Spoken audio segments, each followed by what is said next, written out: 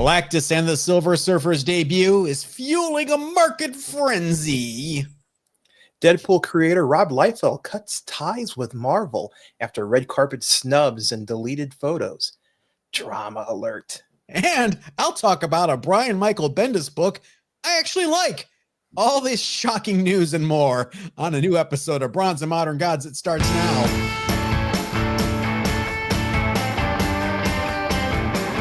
Hey there, everybody. Hi, Richard. Hey, John.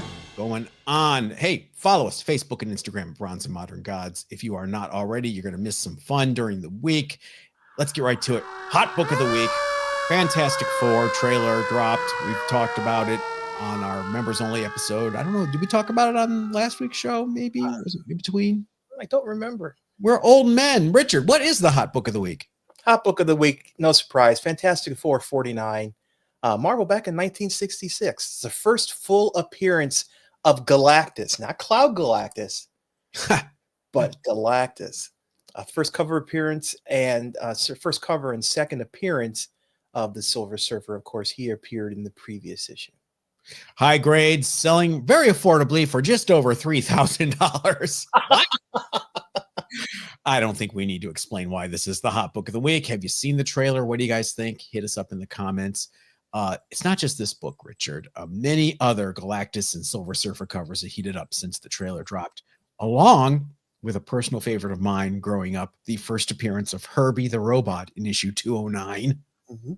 Yep, and this cover is just absolutely gorgeous. I have to say, Reggie Collects, who is another YouTuber, had commissioned our buddy Frog Boy, that's @ Frog, FRAWGBOY on Instagram, to do a painting of this cover. It is absolutely gorgeous, and it inspired me to get this thing done behind me here, this Marvel Superheroes number 20. So this cover is one of my favorite covers because of that influence. Do you have a Fantastic Four 49? I've had 2 or 3, but Yeah, I've sold them. Me too. I don't have a lot of love for keeping old Fantastic Fours, and you think, the biggest Jack Kirby guy in the world, you think Fantastic Four 100 through 102 would be like the holy Bible to me, but I've read them so much, I don't need them, I guess. I have the early ones. I have 2, 3, 4, and 5 because they're first appearances and first instances of some really key things. But other than those, they come and go as my whims and collecting come and go. 49 is genuinely a very tough book in high grade. I'm going to tell you guys all a little secret. Fantastic Four 48, the one with the Watcher on the cover pointing at Galactus off screen. There was a warehouse find of that book, right? I didn't know that. So not as tough as 49 and 50. So 48's plentiful, I just would say. Tread lightly. Now watch all the dealers come in my comments and yell at me for.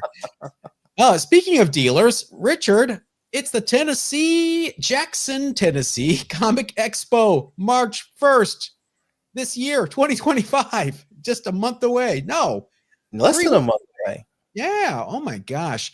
It is in Jackson, Tennessee at the Carl Perkins Civic Center.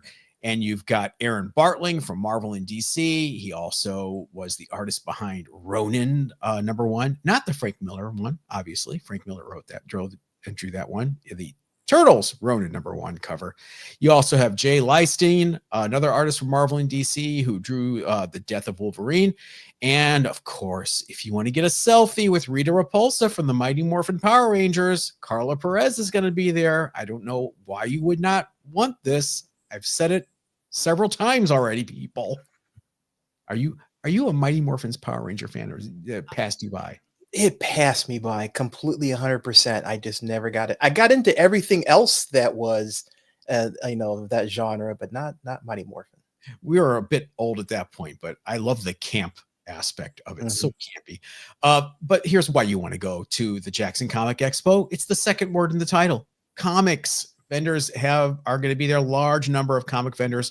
There's also going to be some anime, some tabletop games, Pokemon, anything pop culture and collectibles. This is the place. Again, Carl Perkins Civic Center in Jackson, Tennessee, March 1st. Here is a QR code.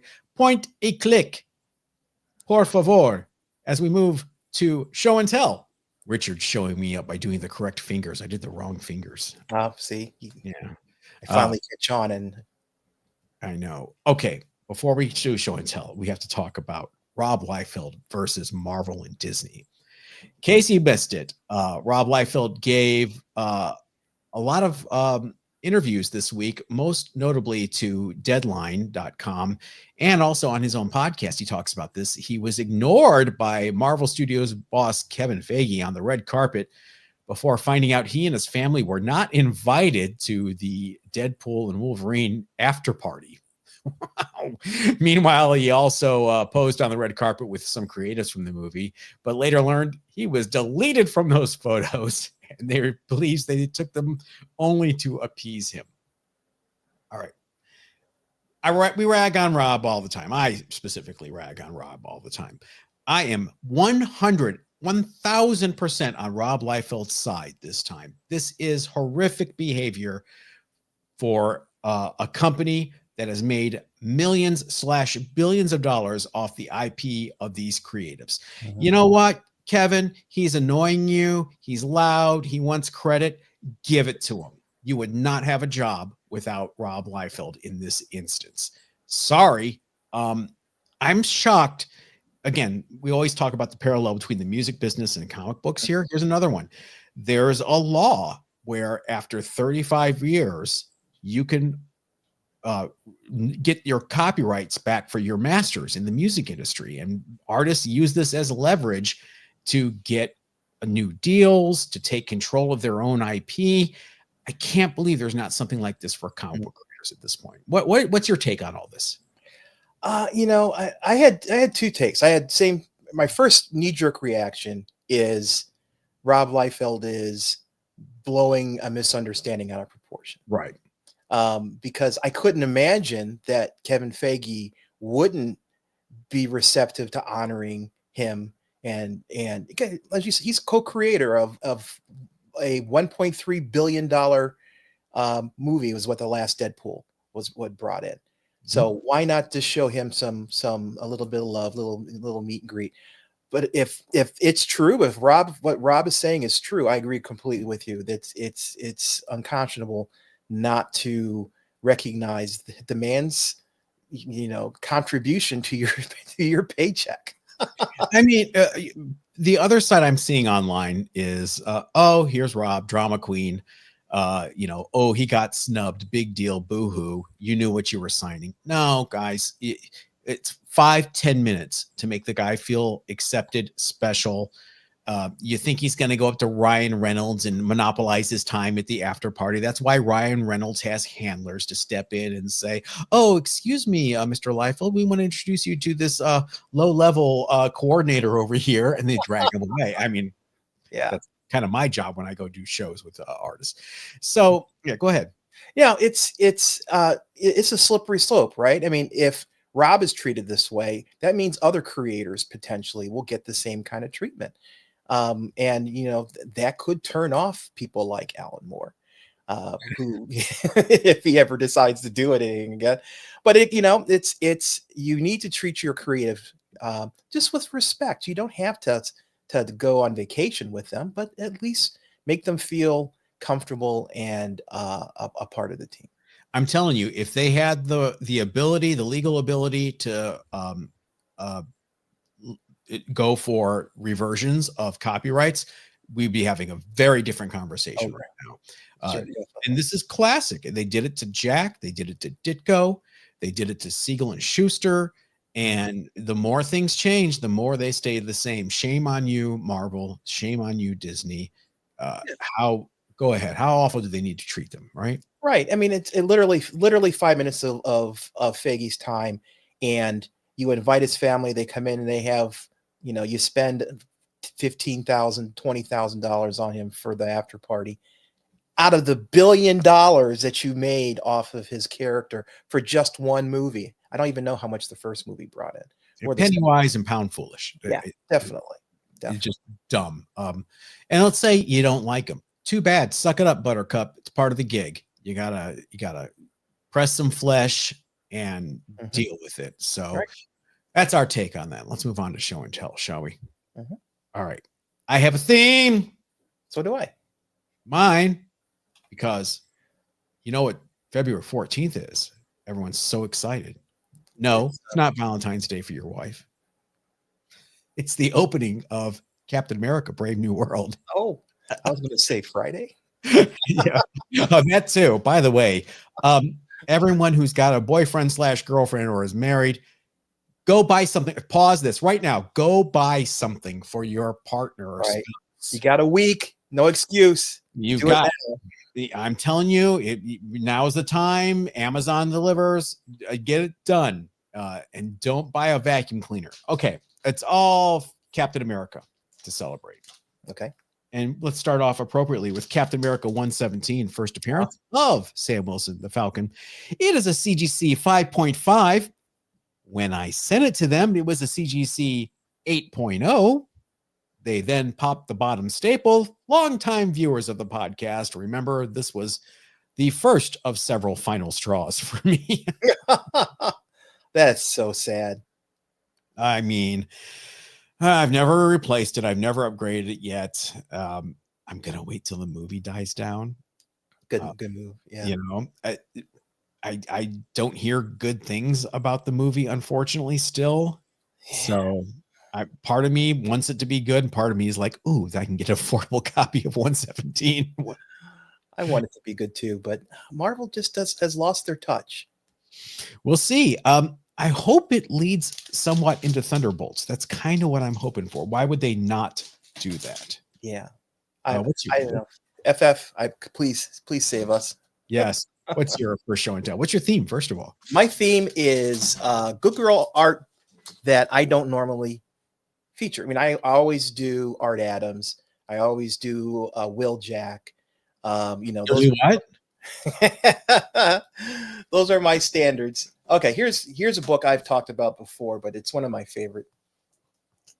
Cherry Pop-Tart. Larry Wells is the artist and storyteller here. This is more comics than it is comic. I mean, it's black and white interior. The art is very comic-y. And it kind of follows along the framework of Archie, and that's the whole. When you say comic, you're referring to Underground Comics. Yes. Sorry, comics with an X. Mm-hmm. Underground Comics. Right. Correct. This book, this is a first print. You can tell it's a first print because of the $2 price there on the cover. This book is kind of hard to get in high grade because of all that purple. It likes kind of what? I cannot show you on a family show the back cover of this comic book. You can barely show the front. But yeah, this is my 9.8. I've got a 9.4 as well, but yeah, they don't show up very often on eBay anymore. There are some facsimiles of this book. They did a facsimile, was it 2 years ago now? What's her name? Peach Momoko? Peach Momoko, thank you. Peach Momoko did a couple variants of this, which I found very surprising. But yeah, this is the original, though. They haven't done a foil of that cover yet, have they? I have not seen a foil. They should do a tissue paper variant of that cover. I would have to buy it. The Kleenex variant. Speaking of Thunderbolts, it is Captain America 354, the first appearance of the U.S. agent as U.S. agent. It is a 9.8 white pages, and I paid way too much for this in 2022. Way too much for this. That's the theme. It is a tough book because, I mean, it's literally an all black cover around the margins and the edges. So it is tough in 9.8, but is it what I paid for it in 9.8 tough? No. That's why I'm waiting to buy my 117 after the hype dies down. Don't ask how much. I trust me. I have many books that I'm upside down on in terms of value. Well, I'll never sell it, so I'm not worried about it. I just wish I had been smarter like I was. Okay. Planetaire, the stock went down one day last week. So what did I do? I had all this money sitting in a money market fund and I just put it all in a Planetaire. The next day it went up. You know, Stanley Art Germ is a very popular artist. For some reason, I don't have a lot of stuff that he's done. This is Batman or Batgirl 31. Beautiful cover. I love the artwork. This is back a couple years ago. They did a number of Batgirl. Different artists did Batgirl covers. It was kind of a theme for the title. This was Stanley's contribution. And yeah, for some reason, I don't have a lot of the things that he has done, but I really like this cover. It's beautiful. I will never get rid of it because if you look at the very top of it, there is beautiful crack. The case is cracked right there at the top. Ooh, yeah, it got. Sure. I am not 100% sure what happened. I have a feeling the comics fell out of the box and my wife put them away. Because one day it was fine, and then the next it was broken. Blame the wife. On the third, Planeteer was $83, and now it is $116. That is awesome. So, PLTR. That's your. I am not a financial advisor. Do not sue me. I sold my house and bought. I bought meme coin. Captain America comics number 10. What? What's happening? Yes, it is my one Simon and Kirby Captain America comics that I own. It is a 1.5, slightly brittle pages. It's split completely at the spine. Apparently, I can't tell. It's in here so well that I can't tell, but that's what the notes say. And I believe you were with me when I traded a Silver Surfer number 4 in an 8.0 for this. Last year's California Comic-Con. Right. I think I got the better part of the deal. Beautiful. You know, we talk about reasons why you get books slabbed. That's something that I never thought about. When you have split covers, getting them slabbed so that it holds the book together. You'll put your eye out, kid. Yeah. Apparently it was on Comic Connect. I see the Comic Connect sticker here. Let me read the notes here. Cheaters, get your cheaters. Everybody along with me. The Blackstone copy, whatever that means, slightly brittle pages, last Simon and Kirby issue. Okay. So yeah, they don't have the notes on here, but it does say that in the notes it's split. But boy, the staples look secure. I don't get it. I'm not opening it, so I don't blame. Not with brittle pages. Yeah, we'll never find out. It's encased in its tomb for eternity. What do you have? My last book is one that I love. This book. It is Tarot number 1. This is a David Nakayama. Yeah, Nakayama. I'm here to goose Richard sometimes. David Nakayama. It's an infinity cover. You see she's holding the comic, which has a figure of her holding the comic, and that goes on forever, apparently.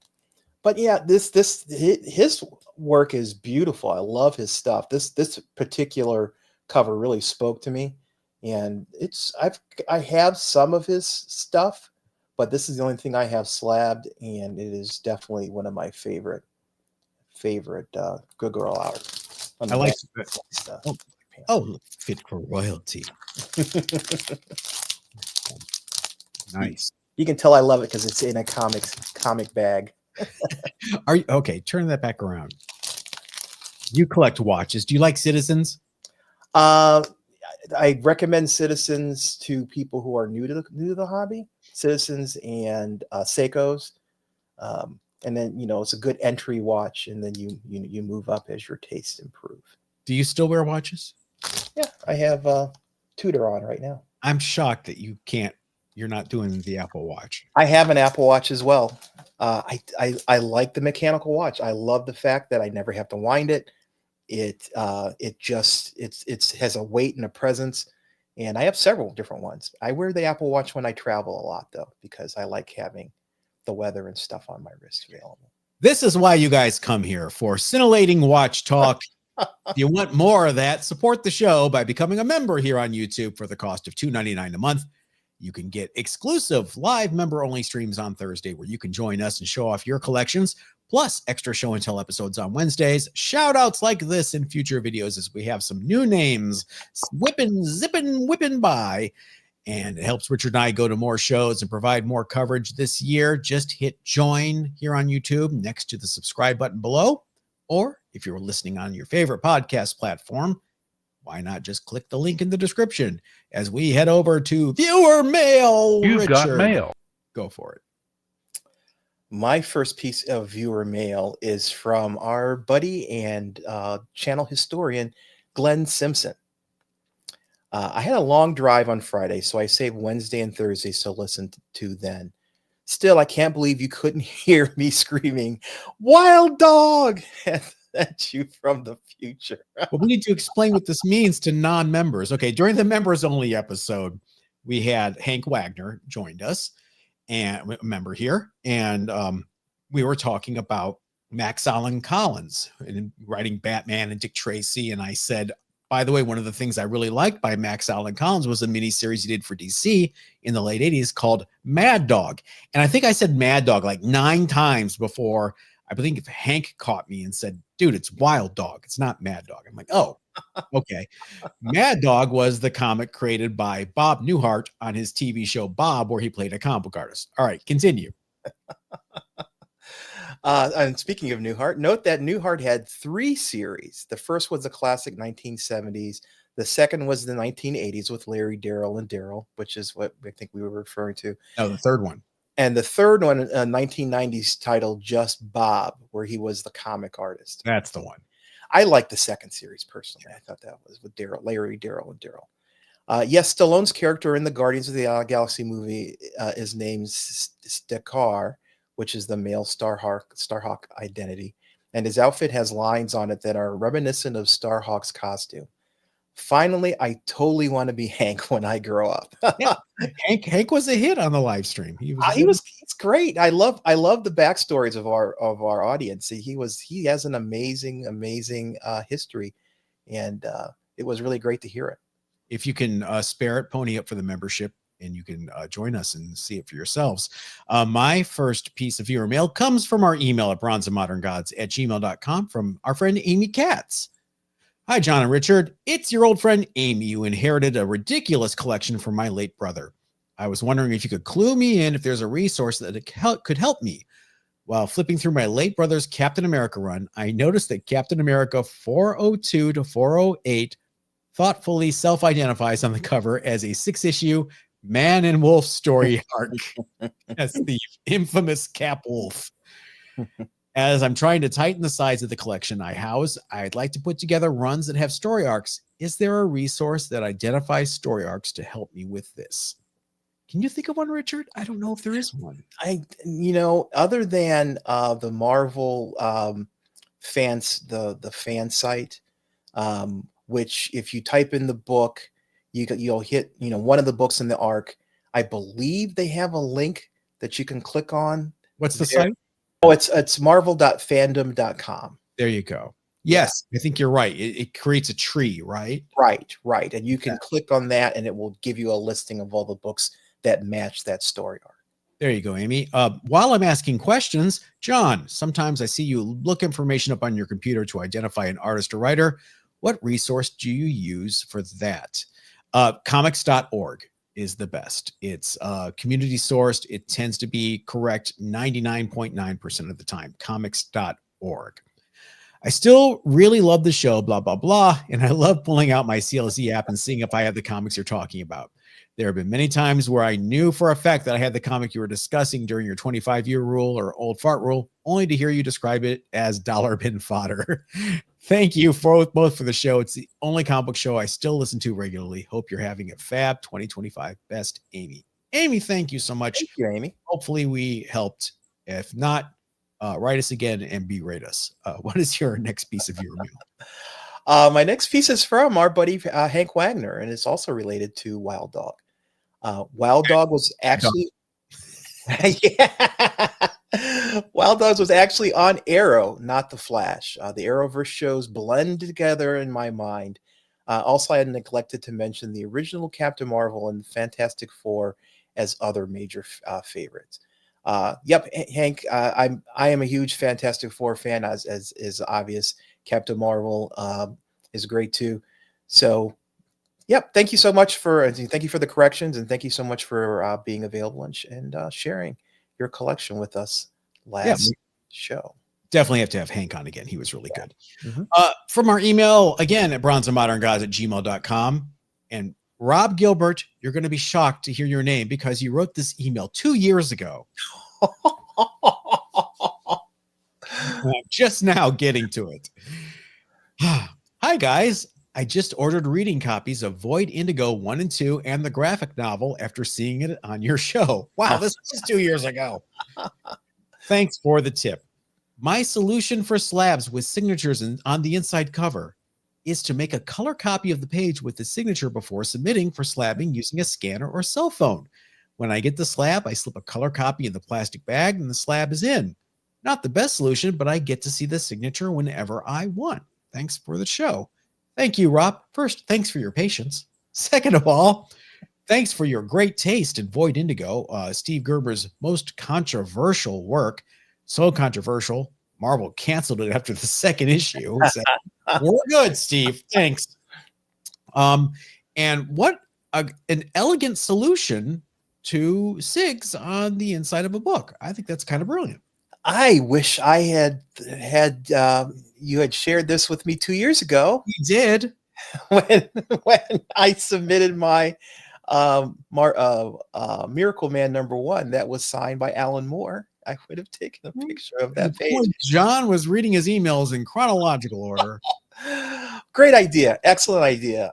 Frankly, I prefer to have the book signed on the on the inside cover or the first page, because then you don't get a green label, or you have to submit it for signature verification and all that stuff.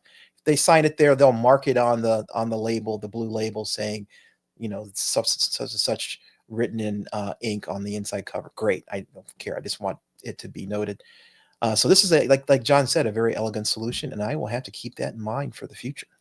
I don't know if I'm making this up or if I'm remembering this incorrectly. So caveat, I believe John Byrne refuses to sign covers. He will only sign the inside. I know Jack Kirby was the same way. He would not sign a cover.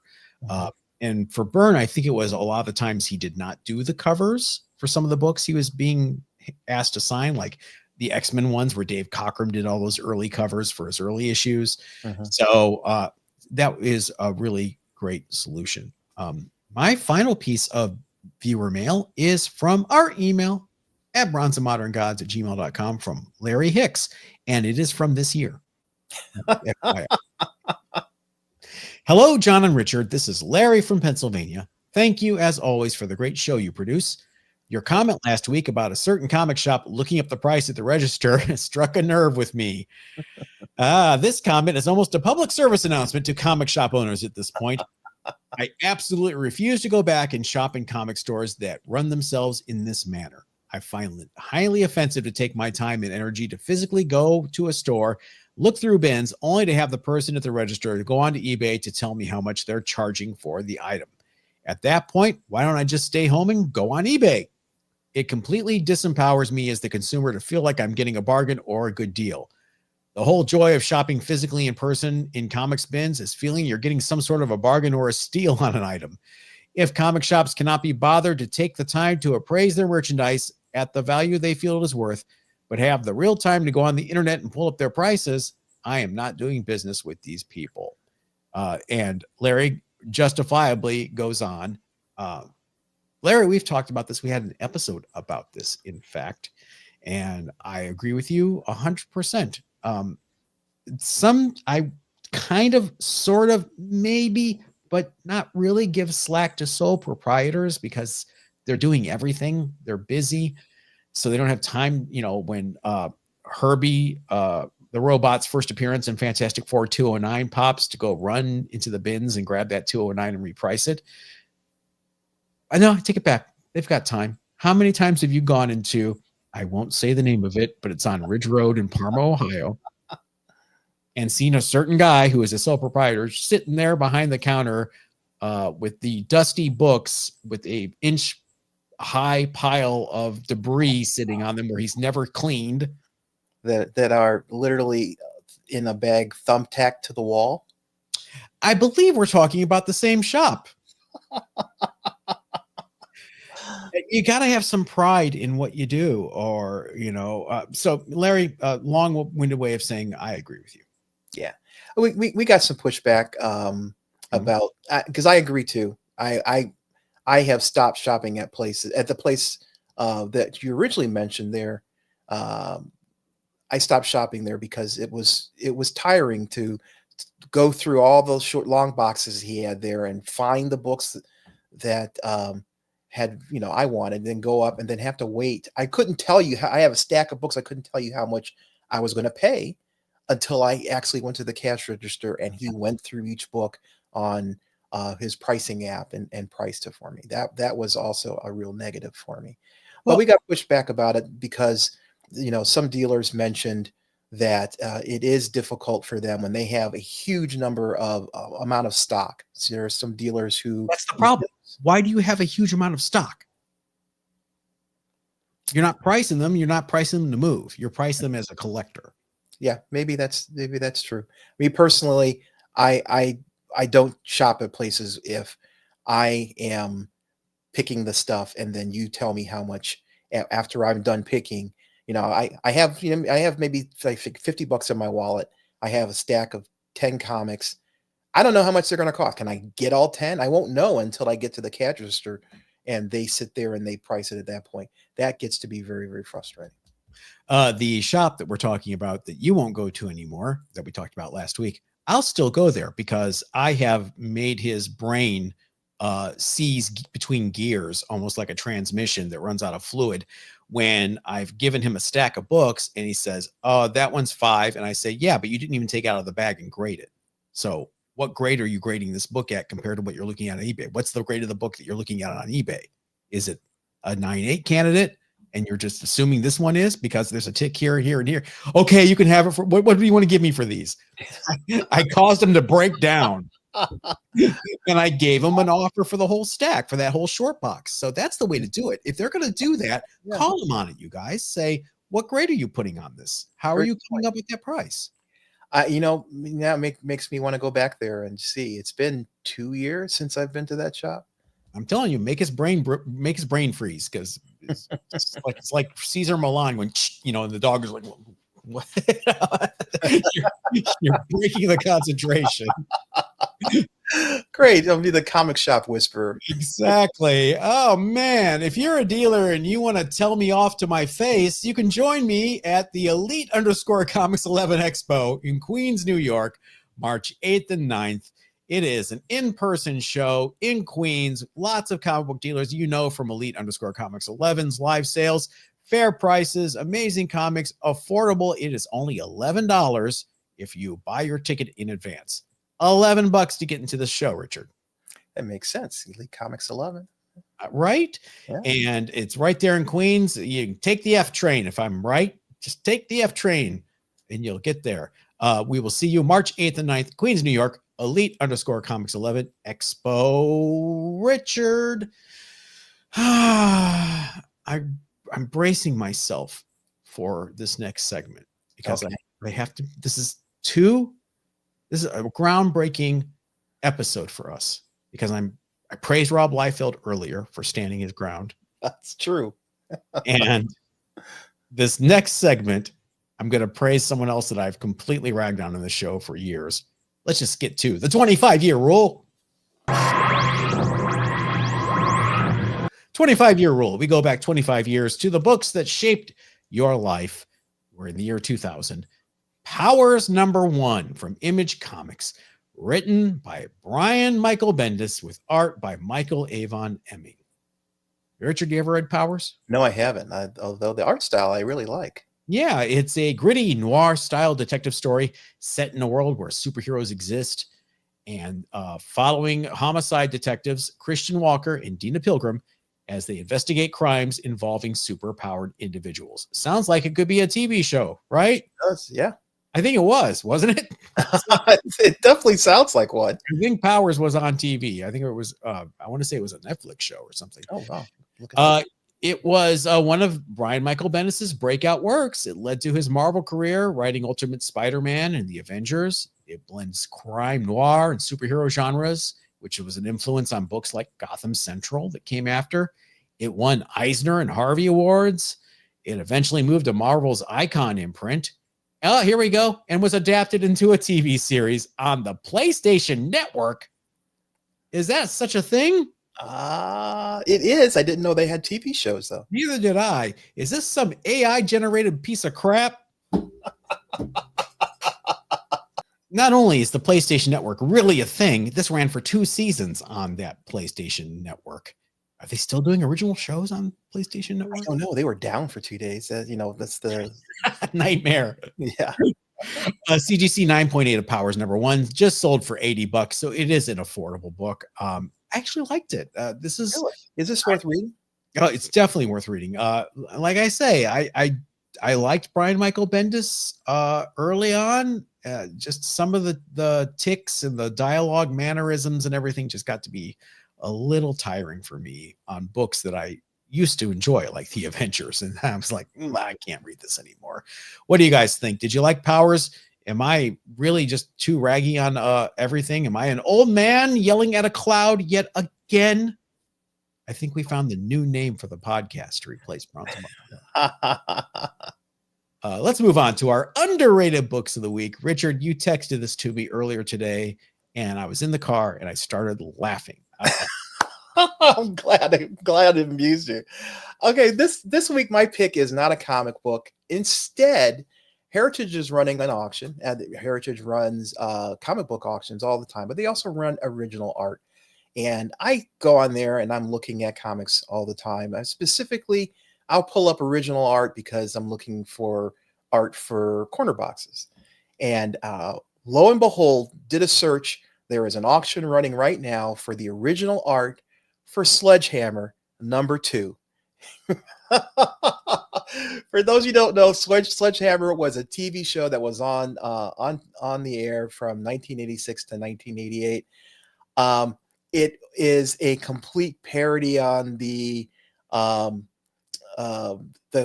cop, the hard-boiled cop genre, where he's this dangerous with a gun kind of breaks the rules kind of police officer who talks to his gun.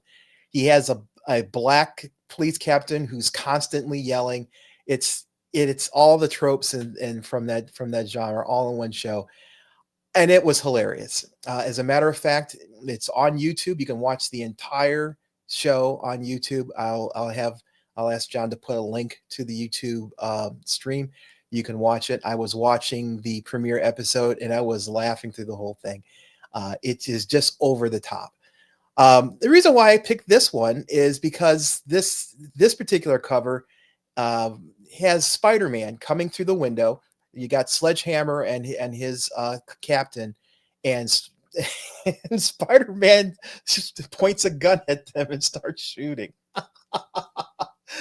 Which I thought was absolutely hilarious. That's what really picked it out for me. I saw, first of all, Spider-Man with the gun and looked and then saw Sledgehammer. Absolutely hilarious. The current bid on this piece of art, now this is the original Bristol board artwork that was used as the master to make the plates for the cover. So it's got paste ups of the trade dress, and it's got corrections where they were fixing. It's the raw stuff, and it's signed by Alex Saviuk, who is the artist on this, and it looks great. $1,450 is a current bid. It's got 3 days to run, so I'm sure it's going to sell for a bit more. You gonna bid? Pardon? Are you going to bid? I'm seriously thinking about it. Why are you talking about it? Because I want to share. You know me. I'm a sharer.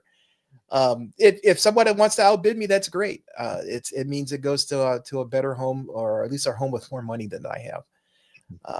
But I don't own any original art in terms of covers. I think that would be really cool to have the real cover for a particular comic. So I think this is a great snapshot in history. I talked to our buddy Evan about it, and Evan immediately remembered Sledge Hammer. And for a 2-season show, it seemed to have. I'm surprised it didn't run longer. Evan had a good point in saying that it may have been a little too intellectual for the audience. I don't know if it was intellectual. Well, people didn't get it. I think it was buried on Saturday nights or something. They had a really crappy time slot, I remember. It was horribly promoted by ABC and gave the death slot on Saturday night because it replaced Life with Lucy in the first season. Remember Life with Lucy? It was Lucille Ball's a comeback vehicle where she was like an 81-year-old woman doing stunts. And it was like, oh my God, she's going to break a hip. It wasn't funny. But second season. Okay, first of all, do you remember the cliffhanger for the first season? Not cliffhanger. They thought they were getting canceled. So they're like, okay. Sledge Hammer accidentally sets off a nuclear device and blows up the entire city. And that's the end of the first season. But then they get renewed, like a last-second renewal. So they're like, okay, this season takes place 5 years before the first season. That's the explanation. Okay. And ABC renews the show and puts it up against The Cosby Show. So it was doomed. Oh, do we get flagged for saying Cosby? This one time Cosby was not canceled. But there's a lot of stuff to talk about and unpack here. First of all, kind of a ripoff of Police Squad, Frank Drebin. Yeah, it really was. Let's put that out there. Poor sad Police Squad only ran for 6 episodes when it was a TV series, and this one got 2 seasons. Do you know why Marvel published this comic? No. They were bought by New World Pictures, which produced Sledge Hammer, and they wanted to promote Sledge Hammer, so they made their new acquisition, Marvel Comics, do a 2-issue series. You think Marvel's ever going to publish a Sledge Hammer comic? Yeah, it was strange. I never expected to see a comic of that series. Yeah, it was just a promotional vehicle for the second season, and of course, he fights Spider-Man and an imposter as Spider-Man. And I think on that cover, doesn't it also mention that Sledgehammer's a mutant? It's like they hint at the fact that he's a mutant. So. Yeah, so it's funny. My underrated books, plural, this week is Amazing Adventures 1 through 4 from 1971. I talked about Jack earlier. This is one of the only times Jack Kirby got credit for both writing and drawing a Marvel series during his first round there at Marvel Comics. He wrote and drew the Inhumans in issue 1 through 4. There they are. It's not a Jack Kirby cover. That's a John Buscema cover. I like this little run of Inhumans because the art, Jack's on his way out. He knows he's going to DC, but it's so visceral. This is like the most visceral Jack got. It was like big panels, lots of action, very expressionistic. He wasn't phoning it in. It was just like, okay, I get to write and draw this now, so I'm just going to go for it. Now, even though Jack is the writer and the artist, how do you think the credits read? Oh, Stan's got to be in there. Stan Lee, editor. Jack Kirby, writer and artist. Of course. Of course. This issue, number 4 in particular, features the Black Widow as well by Gene Colan, but it's inked by Bill Everett in this issue. And the art for the Black Widow strip in here is gorgeous as well. This is, for a book that's 50 plus years old, this is a bargain. $8 to $15 on eBay for this run. Inhumans kind of out of fashion now after the attempt at a TV series and the attempt to have them replace the X-Men in the Marvel Universe when all the Fox drama was going on versus Disney. So not a lot of love for this little series. You guys tell me what you think. Do you like those old Marvel split books like that? Astonishing Tales, and Tales of Suspense, Tales to Astonish? They don't do that anymore. I mean, it's a single focus on a story, maybe because they're so expensive. Yeah. You think I still, there's still part of me, even though they've tried it over and over again, kind of like do a Shonen Jump type of magazine. Oh, wow. Where Yeah. it's, Yeah. big, thick thing that's, Mhm. $14 and it comes out once a month and you get a whole bunch of different characters and stories that continue in it. I just don't know if it's feasible in this market. I don't know. That's a good question. I think people have gotten price sensitive. I don't think it would go for $14, to be honest with you. $29.98. Yeah. It wouldn't surprise me at this point. And gosh, Richard, who would distribute such a thing with distributors dropping like flies? Oh, yeah, that's another problem. I mean, what's going to happen in the future? I don't know. We've been here before, though. Heroes World in the 90s. Yeah. Well, on that optimistic, hopeful note, we will see you members on Wednesday. Everyone else, we will catch you next Monday. Thanks for joining. Yep, everybody, stay safe.